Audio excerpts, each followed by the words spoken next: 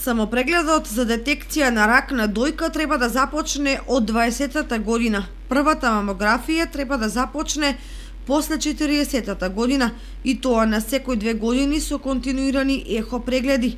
Најмладата пациентка со рак на дојка има само 17 години, а во Македонија дневно заболуваат 3 до 4 жени или 1200 жени годишно.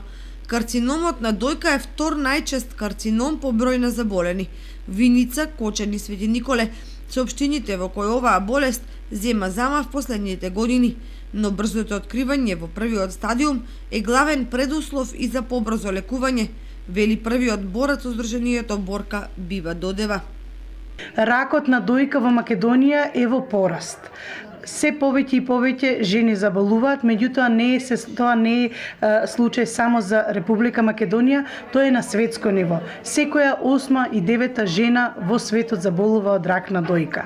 Она што е битно и што вие точно сте го приметили е дека морталитетот се повеќе и повеќе се намалува. Зошто е тоа така? Заради имплементирање на скрининг програмите, раната детекција, жените се освестуваат, одат навреме на преглед, прават затоа што ракот на дојка не може да го превенираме, туку може да го откриеме во ран стадиум. Ние се надеваме нашата улога во Борка е токму тоа дека ќе имаме што повеќе жени и мажи излечени од рак, а тоа ќе го постигнеме само со едукација и само со навремени прегледи и секако достапна и адекватна современа терапија.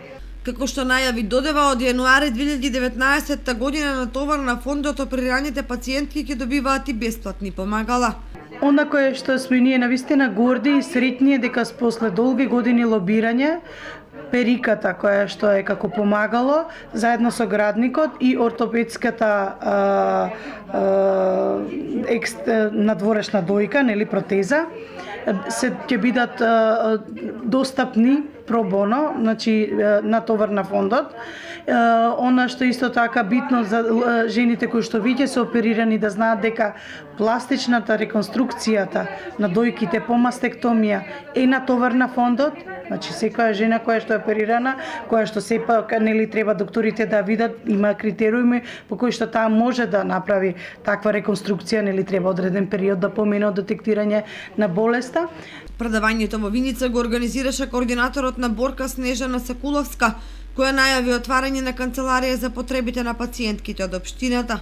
Надеваме дека наскоро во скоро време ќе имаме и своја канцеларија тука, се со цел и жените борките од Виница да имаат свое место каде што ќе може да добијат психосоцијална помош и поддршка, каде што ќе можеме да ги правиме овие едукации, каде што ќе имаат можност да се дружат и да им помагаат на сите оние нови случаи кои што и на сите оние нови пациенти са полесно да го поминат својот пат. За диагностичките методи во детектирањето на првите симптоми на оваа болест зборуваше доктор Драгана Могилевска, специјалист кардиолог од Кочани, а за стадиумите и терапијата за оваа болест предавање одржа магистер Мери Пешевска, онколог од одделот за рак на дојка од Скопје.